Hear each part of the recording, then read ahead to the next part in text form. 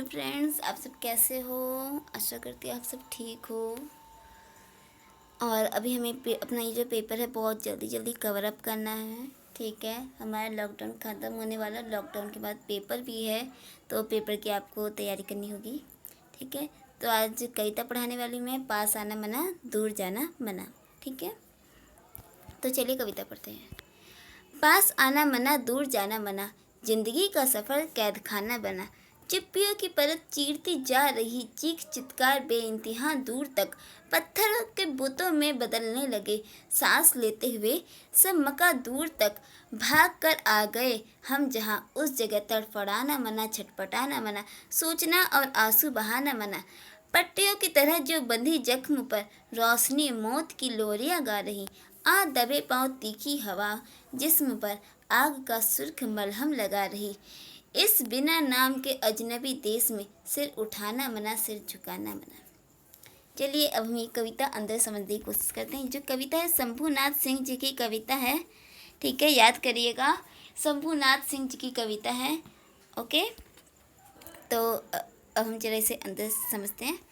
तो कविता की जो पहली लाइन है वो यही है, पास आना मना दूर जाना मना। यानी कि आप हमारे नज़दीक भी नहीं आ सकते और आप हमसे दूर भी नहीं जा सकते। ठीक है, आपको एक लिमिटेशन, डैट मीन्स कि आपके ऊपर एक सीमा लगा दी गई है।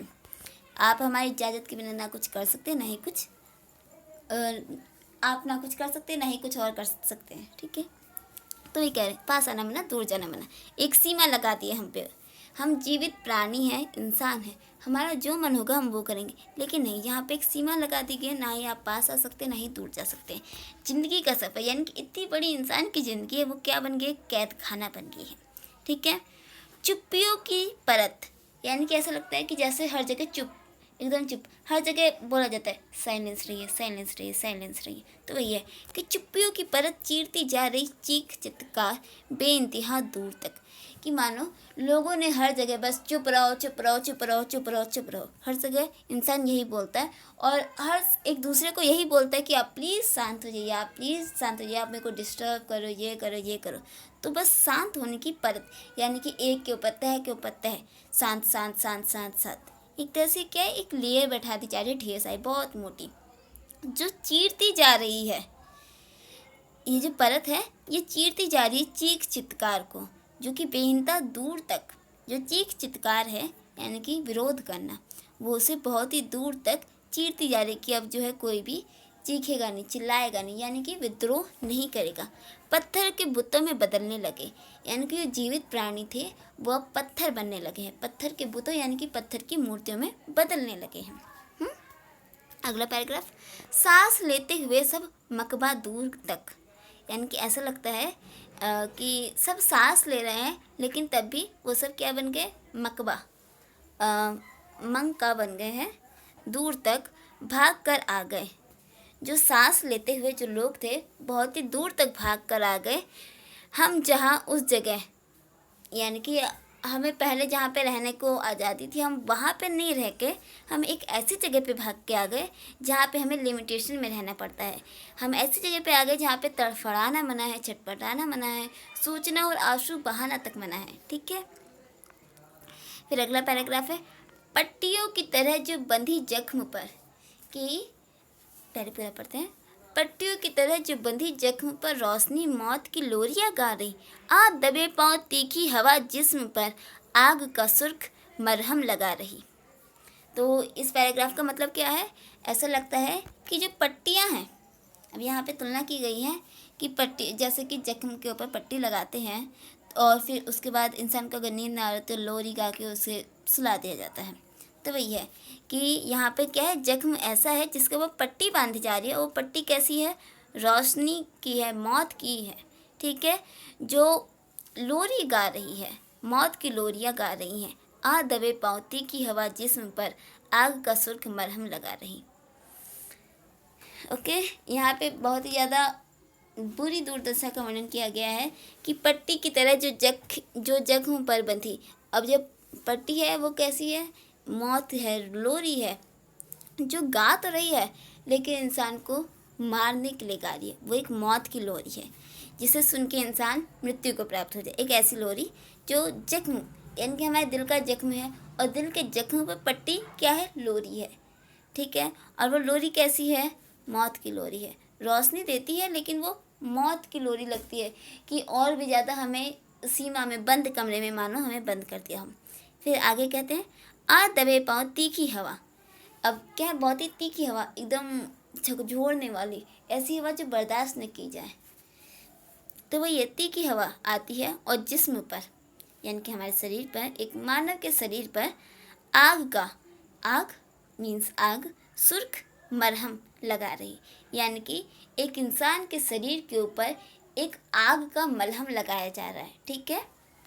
तो वही है कि आग जो है मरहम का काम नहीं करता, वो जलाने का काम करता है।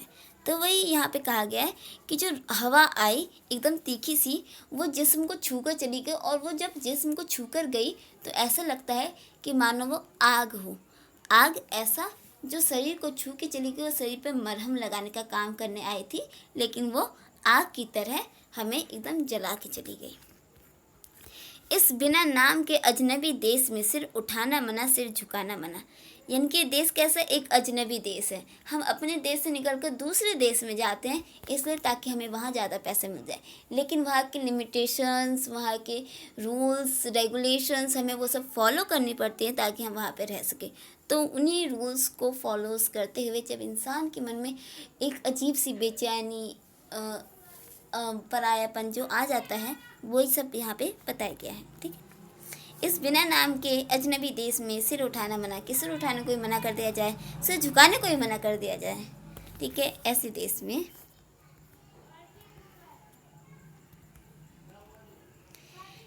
ना हम देख सकते ना ही आंखें मिला सकते हैं, तो ठीक है ना, सिर उठाना मना, सिर झुकाना मना, देखना और आंखें मिलाना मना। चलिए अब ये भी पढ़ते हैं। आंखें अंधी हुई धूल से, धुंध से, शोर में डूबकर कान बहरे हुए, कोयले के हुए पेड़ जो ये हरे, राख के फूल पीले सुनहरे हुए, हुक्मा वक्त की यह मुनादी फिरी, मुस्कुराना मना, खिलाना मना, धूप में चांदनी में नहाना मना, भूमि के गर्भ में आग जो थी लगी, अब लपट बन उभरी, सामने आ गई, घाटियों में उठी, गैस की आंधियाँ, पर्वतों पर धुएं की घटा छा गई, हर तरफ दिखती है टंगी तख्तियाँ, आग का क्षेत्र है, घर बनाना मना, बांसुरी और मादल बजाना मना। तो फ्रेंड्स, ये कविता यहीं तक है। चलिए अब हम इसकी मीनिंग समझते हैं। तो ऊपर की 2 पंक्ति हमने समझ ली थी कि आंखें मिलाना और दिखाना मना, ठीक है। आँख अंधी हुई, क्या है, आंखें जो हैं अंधी हो गई हैं, किससे, धूल से, यानी कि इतनी ज़्यादा धूल है, इतना ज़्यादा पॉल्यूशन है कि आँख क्या हो गई, अंधी हो गई हैं। धुंध से, शोर में डूब कर कान बहरे हो गए, जो आँखें वो अंधी हो गई, किससे, धूल से और धुंध से, और शोर के कारण जो हमारे कान हैं वो बहरे हो गए। क्योंकि जो डेवलप कंट्री जो होती है वहाँ पे क्या होती है, फैक्ट्रीज होती हैं, उन फैक्ट्रियों से इतना धुआं निकलता है कि हर जगह बस काली काली काली, और आंखें जो होती है पॉल्यूशन के कारण बहुत ज़्यादा गंदी हो जाती है, इन लोगों की आंखें जो होती है डैमेज हो जाती हैं, और कान जो है बहरे हो जाती है, किससे, पॉल्यूशन से, नॉइस पॉल्यूशन, ठीक है। और कोयले के हुए पेड़, कोयले जो हम कोयला कहते हैं, ठीक है, कोयला जिसे जलाया जाता है, कोयल मत समझिएगा, ये कोयला है।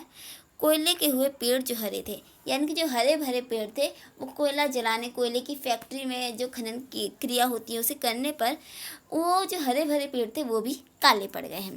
राख के फूल पीले सुनहरे हुए, जो फूल पीले और सुनहरे थे वो भी अब राख में तब्दील हो गए।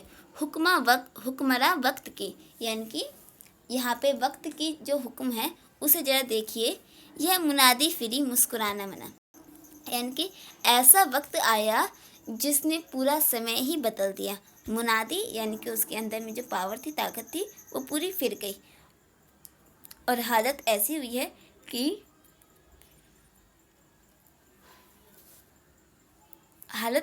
है कि मानो मुस्कुराना मना, खिलखिलाना मना, धूप में चांदनी में नहाना मना, कि इंसान जो है अब धूप भी नहीं ले सकता और चांदनी भी नहीं ले सकता, यानी कि इतनी पॉल्यूशन फैल गई है हमारे आज के टाइम पे। भूमि के गर्भ में लगी जो थी आग, उस लपट बन, अब लपट बन उभरी, सामने आ गई, यानी कि अब ऐसा लगता है कि भूमि के गर्भ में यानी कि पृथ्वी के गर्भ में यानी कि पृथ्वी का जो मिड पार्ट है वहाँ पर जो आग थी, चूँकि जो ज्वालामुखी होती है वो ऐसी होती है, ज्वालामुखी फूटती है तो भूमि के जो अंदर का जो एकदम लोहा लावा होता है वही बाहर आता है। तो वही है कि भूमि के गर्भ में आग जो थी लगी, अब लपट बन उभरी सामने आ गई। ऐसा लगता है कि जैसे वो ज्वालामुखी से निकलकर सामने आ गई है और सब कुछ तहस नहस कर देगी। घाटियों में उठी गैस की आंधियाँ, यानी कि ज्वालामुखी फूटने लगे हैं और किसकी गैस की आंधियाँ कि जो पॉल्यूशन जो उठता है घाटियों में, और उन्हीं पॉल्यूशन को यहाँ पे गैस की आंधियाँ कहा गया है। या फिर हम वो भी कह सकते हैं जो भोपाल गैस त्रासदी हुई थी वहाँ पर भी गैस इतनी ज़्यादा लीकेज हो गई थी कि लोगों में अभी तक उस के कारण जो लोग संक्रमित हुए वो बीमार हैं, अभी तक हमें वो देखने को मिलता है। तो वही है गैस की आंधियाँ, यानी कि गैस ऐसे उड़ गई कि लोगों को मारने की हालत पे आ गई। पर्वतों पर धुएं की घटा छा गई, पर्वतों पर धुएं की घटा, यानी कि इतना पॉल्यूशन हो गया। तो वही है कि घाटियों में गैस की आंधी, यानी कि जो औद्योगिकीकरण हो रहा है उसके कारण जो इतना पॉल्यूशन उठता है वो कहाँ पे जाके इकट्ठा हो गया है, अब पर्वतों के ऊपर, यानी कि हमारे हिमालयों के ऊपर जाके इकट्ठा हो गया। वहाँ पे धुएं की छटा जो है छा गई है। हर तरफ दिखती हैं टंगी तख्तियाँ, यानी कि हर जगह पे एक नोटिस बोर्ड हमें टंगा हुआ दिखता है। नोटिस बोर्ड जैसे कि कहीं पर यह आग का क्षेत्र है, यहाँ घर बनाना मना है, यहाँ नो पार्किंग है, तो ऐसे जो क्या है हमें तख्तियाँ टंगी हुई दिखती हैं।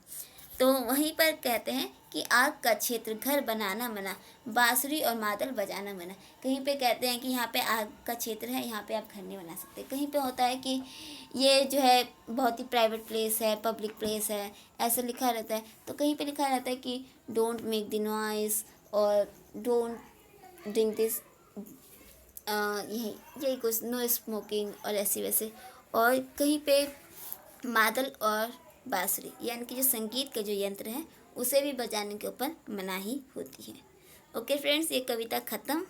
आप प्लीज़ कविता को ढंग से समझने की कोशिश कीजिएगा, बहुत प्यारी कविता। ओके, थैंक यू वीडियो को देखने के लिए एंडिंग तक। मेरा नाम ज्योति है, मेरे चैनल का नाम एक्चुअली आई कैन है। आप प्लीज़ मेरे चैनल को लाइक करें, शेयर करें, सब्सक्राइब करें। आपकी क्वेरीज होता है आप मुझसे पूछ सकते हैं। Thank you.